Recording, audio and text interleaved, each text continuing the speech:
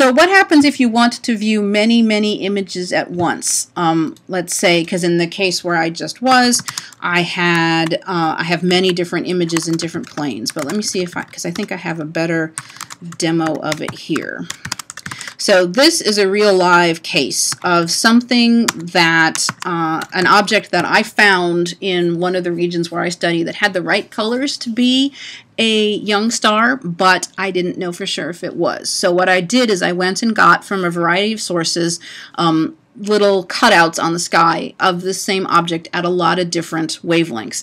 And I can go through and add them one at a time. I can say, okay, ds9, file, open, let's get the first one, and then frame, new, file, open, and get the next one. And then frame, new, file, open, and get the next one. But I am impatient, so I'm going to do ds9 from the command line and do star.fits, and it will load it all in as individual tiles. And I can view them one at a time. I can say frame single, and I can look at them one at a time. Or I can do frame tile, and it will line them all up. But it turns out that each one of these chunks on the sky, each one of these chunks of images, even though they're the same pixel dimension, they are wildly different chunks on the sky. And that really matters. We're trying to figure out exactly what this object is. So let's say that I like this particular orientation in the zoom. I go up to frame, match, frame, WCS. I don't know why they bury this so deep because I use this constantly. If you match all the frames by WCS, you can see those really haven't changed because I asked it to match everything to this, and it turns out that those 4 come from the same survey. But the view of all the rest of these changed a lot. Let's go over here and zoom in until we can see that little fuzzy blob a little better. And so now I've clicked on this one, so that is the live frame that's in blue, and I can go to frame, match, frame, WCS, and then now it's snapped all the rest of them to be that same scale. So there's the original data I was working from when I thought it had the right colors to be a young star. That one is just the reason it's all white is because I've zoomed in so close that the PSF, the response, the resolution of that particular telescope results in a blob rather than something that looks more like that, which is why we found it in the first place, because in those 4 bands it looks like a circle. But when you actually go and look at the other data that we have for it, it is not a circle. It is in fact an elliptical galaxy. So this is real live science. This is real live investigating what's going on with this particular object at multiple bands. So maybe what I want to do is I want to line these up by wavelength. So I can change the order of them. I can say, let's move frames. That one should be last in the list. Let's see, this one is the next shortest wavelength. So let's move that one last, but then this one should be the very last one. So I'm not going to bore you by having you watch me move every single one of these in the list, but you can manipulate them around to be in whatever order you want. And then once you get them in the order that you want, you do frame, blink, and it goes through the whole list in order. So if you're looking for, say, asteroids moving across the sky, you could line up these images in time and then blink them. So you can look for changes in between the images to see an asteroid moving across the sky or an object changing dramatically in brightness. And you can also, in theory anyway, save it as a movie. For some reason, the saving the images wasn't working before, so I don't know if saving the movie is going to work. But you can create a movie, and you can also have control over how fast it moves, how fast it blinks. You can say linger on each frame longer or shorter. You have a lot of control over like blink interval is there. You can tell it, oh no, I'd rather see them in a column rather than an individual square. Once you get into the options that are buried in the menus, you have an awful lot of choices. Let's see, I'm looking at my list of other things. Regions files. One of you, if you were looking sharp not too long ago, you saw me click in one of these images and create a green circle. I know that when you accidentally create the green circle, it can be excruciatingly annoying. To get rid of it, click it again and you can see those 4 boxes appear, and then just hit delete to make it go away. Now, those are regions files, and you might think, who the heck cares? Why do I care about regions files? Why would I want to identify things in images? Well, it turns out that it is actually very, very, very useful to do this. So let's say, let's look at this image. So this image is a Spitzer image of NGC 1333, and there's tons of jets and all sorts of fascinating things going on here. So I'm going to put frame match frame WCS to get north up. Now I'm going to do region load, and I'm going to load in all of the objects identified in this paper that I used to generate this regions file, and I'm going to load it into the current frame. Now it's gone and circled for me all of the objects that appeared in that catalog, and if I want to compare it to another catalog, I can do that again with another catalog, and still again with another catalog. So now I can more easily by eye go through and say, okay, well, those 3 sources that are buried under there, you can see the zoom in the top right. You can see there's a red circle that's offset a little from a yellow circle, which is offset a little bit from a blue square. All 3 of those sources probably refer to that IRAC source that's underneath there in the grayscale. So by eye then, I can, rather than moving the cursor around and diddling it around to watch exactly how the RA index changes by a tiny amount for each one of these catalogs, by preparing these catalogs in such a way that I can generate regions files, I can do this kind of comparison of objects really, really quickly.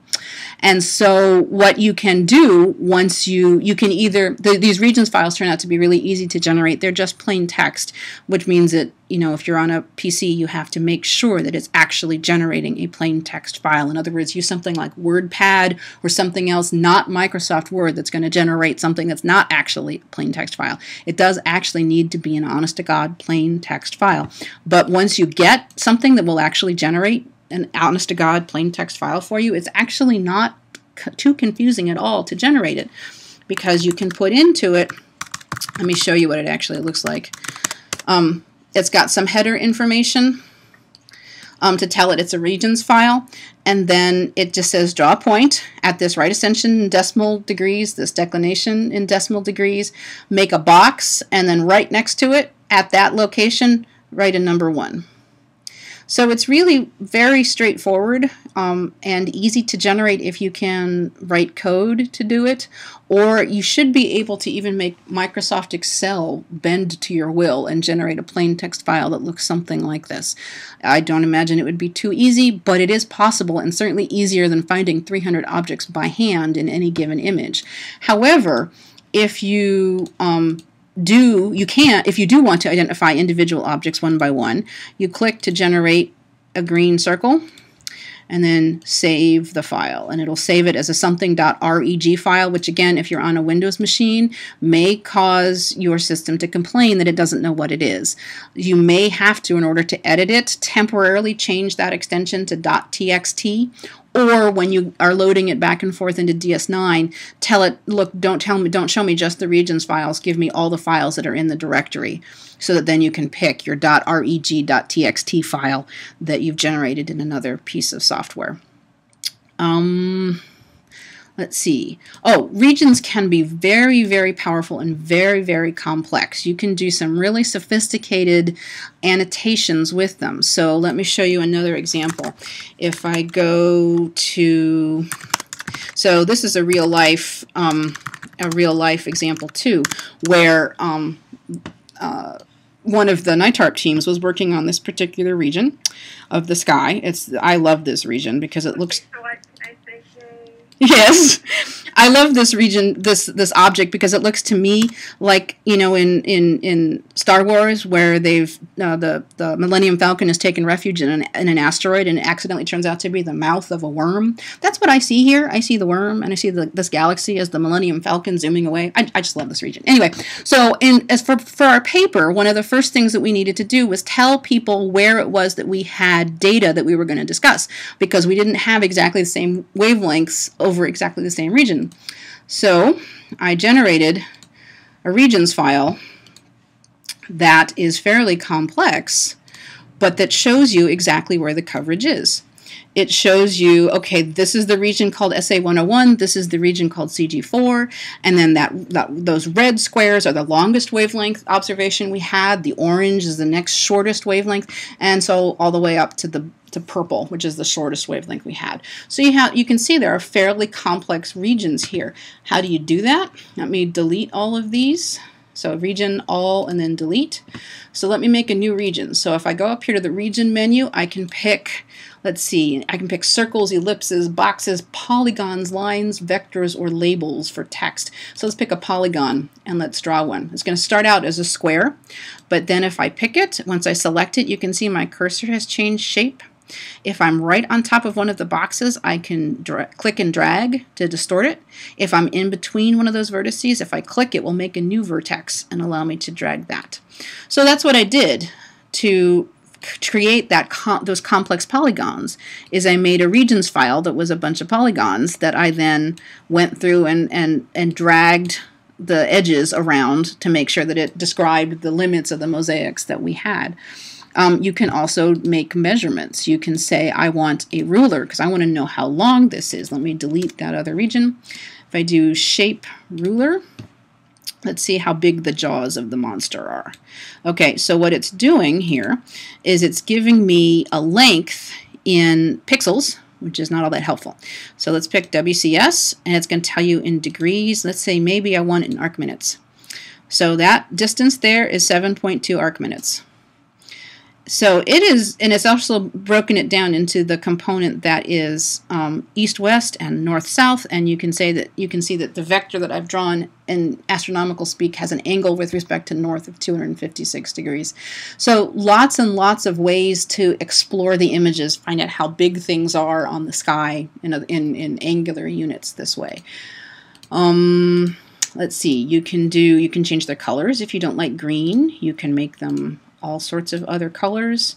Let's see, you can make them different thicknesses. If you're preparing an image for a PowerPoint presentation, you probably want pretty thick lines. You probably don't want super thin lines. And so I would say go through and make sure the width is pretty thick.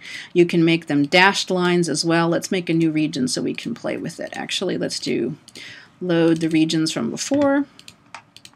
Okay, so I'm going to play with the blue one. I'm going to make it thicker. I'm going to make it dashed. So you can do all sorts of really clever things. You can also choose whether or not to anchor it. You can change the font of any annotations you add. And, you know, you can also change you can also, it'll dynamically centroid things if you want. That's what the regions file looks like for these polygons, right? So it's just a series of right ascension declination combinations to describe the points on the sky, and then the text tells it, okay, at this location, in this color, this thickness, this font, write this text. So, like I say, it's not that hard, but it does require a little bit of manipulation in the sense that you do have to make sure it's a plain text file, or you generate it within ds9 and then save it, and then you can load it back in anytime you want. So you can do that with coordinates too. You can say, okay, I really would like a coordinate grid on this, but because I'm preparing something for publication, I would really like to have publication coordinate axes. So you click apply, and then it changes exactly how it's displaying things, and you can muck about with it and you can barely see it there. It's put a declination label there and right ascension label here. But let's say that you want axes numbers to be black, and the axes labels are already black, and we want the grid to be black, so apply. And you can change exactly where it's putting the numbers. You can say, okay, I want the numbers to be 2% further out. Let's see what happens if we do 20% further out. You can see they are moving, let's see, 60% further out. No, that's too far. They've now vanished on me. 30% further out. Now I've completely lost them. Let's make it back to that. See, now they've reappeared. So let's put them 10% further out. That's too far. 5% further out. There they are. 5.5% further out. That's moving it down. 6%. So lots of opportunities to diddle. I am sure you can think of students of yours that could spend hours mucking about with this to get it exactly right.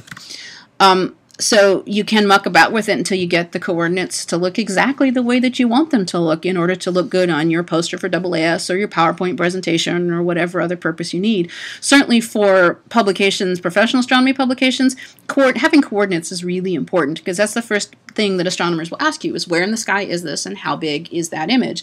So having the coordinates is really important, especially if you're doing a AAS poster. Once you've diddled with it and gotten the color scheme exactly the way you want it, you can go up here and save the configuration, and it comes through as a GRD or grid file. Again, plain text. You may have to convince your computer it's plain text, but it is plain text. And it's just all the parameters that ds9 is using to define exactly how it's overlaying the coordinates. There is a help button. There's lots and lots of manuals online. If you click on it, it'll bring up a cobbled web browser, basically, that allows you to access all of their help files and get all sorts of more information about exactly how things work and what you can pass on the command line. And if you forget what I'm telling you about all the coordinate grids, you can get in here and learn about how to clarify the formats in the grid file and all sorts of good stuff. So lots and lots of online help. Let me see, what else did I want to mention, because we're coming up on the end of the hour. Oh, contours. That was the last thing I hadn't done, is contours. So if I have a 3-color image here, let's do, let's just load all of them in here. So this is the same gigantic mosaic I had before, which was the North America Nebula. These are Spitzer data that I analyzed, and it's going to think quite a little while about loading it in because the mosaics are 9 square degrees. Okay, that is a MIPS 24. That's a MIPS 70. That's a MIPS 24. That actually is an extinction map. It's a calculation done based on optical and near-infrared data to see how much interstellar extinction there is towards these regions. I guess that must be MIPS 160. That's MIPS 70.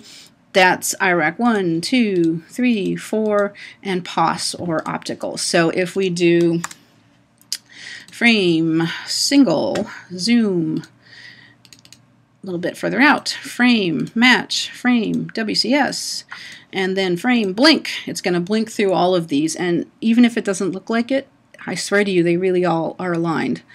That right there in the North America Nebula, let me get it. This right here, that's the Mexican Riviera, and that is bright in all the bands, and this is the back of the Pelican's neck, and that is also bright in all the bands. So it really is lined up. So let's say that what I want to do is I want to make a RGB image that I want to contain 3 different channels of data. So we do File, Open, and I want my longest wavelength in this band, and I want the next largest one in this band, and then I want my shortest one in this band. Now, those of you who've done any kind of mucking about with image processing know that RGB is just one way of encoding information. You can also do CMYK and all sorts of other color combinations that if you really want to get into that, you're going to have to get into Photoshop, which is great. That's what the professionals use for making those pretty 4-color press images.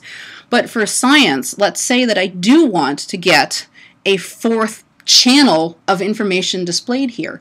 How do I do that? Well, what I do is I go find that, in this case, I want the extinction map. I want to see what that extinction map looks like.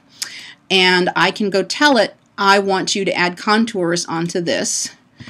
Let me go and load something from file. Oh, please tell me it's still there. No, did I not copy it over? No. Okay, maybe it's not in there. There it is. No, it didn't buy it. Okay, contour parameters. Let's see. File, load contours. Please work. There we go. That looks promising. So I created those contours on top of that, or it created those contours on top of that image, and I spent a lot of time diddling exactly where I wanted the levels to show the texture in that map. But now I can go to that 3-color image that I had before, and I can put the contours on here too. I can load those contours from the file, and so now I have a 4th band of information in there that's telling me those are the contours. Let's make them a different color. Oh, that's not going to work. Okay. In theory, you could make them a different color. Oh, it's thinking about it. That's why. Okay. Let's stop that. Okay. Let's do... I don't know why it gagged on me. I think because it was trying to generate new contour levels based on the images underneath. Well, you saw it for an instant where I had the contours, which were a 4th channel of information on top of that 3-color image. So you can do that too. You can actually go through and add another channel of information into the image by adding the contours from another image. So what we were trying to show here is that this dark river here that we were looking at earlier as this nest of star formation where there's more than 200 and some odd young stars forming, it also turns out to be a region of highest extinction in this region, which is consistent with it being a vast stellar nursery. And so that's what those contours were meant to indicate when I actually used this for a publication, was that it is also the region of highest extinction in this region. So lots and lots of ways to play with it, and I'm sure, I guarantee you, I am not using this to its fullest, because earlier when I went and, because someone was asking where you download it, when I went and Googled ds9 astronomy earlier and actually got to the website, it tells you, oh, look what's new, and the very first item here is catalog matching. That's huge. That is really sophisticated stuff. If you can actually get ds9 to do the catalog matching for you, I know of at least 24 NITARP teachers who've been on my teams who would have loved that capability. Okay, so I haven't used it yet. I don't know how good it is, but the fact that it's going to try is a pretty powerful thing. And so you should keep an eye on what additional options they're incorporating new stuff all the time. I learned the other day that they're working on a version of this that will be entirely embedded in a browser, which for those of you who have trouble installing software on your school computers, that would be great if you can do it entirely within a browser. So they're doing, I don't know exactly how they get quite so much money, because they are doing new things, fantastic things all the time, and they're doing lots of really cool options. So you don't have to, someone was asking earlier whether or not they need to download the most recent version. Probably not. Probably the version you have will do all of the bread and butter tools that I just showed you. But if you want to get into some of their new features, they do have lots of options, and they also have, I think, ways of dynamically going and grabbing images of your region and other bands from other surveys and other archives, because they are based at the within the high energy group at SAO. They have a heavy emphasis on X-ray data. So you see Chandra and Rosat are in there too.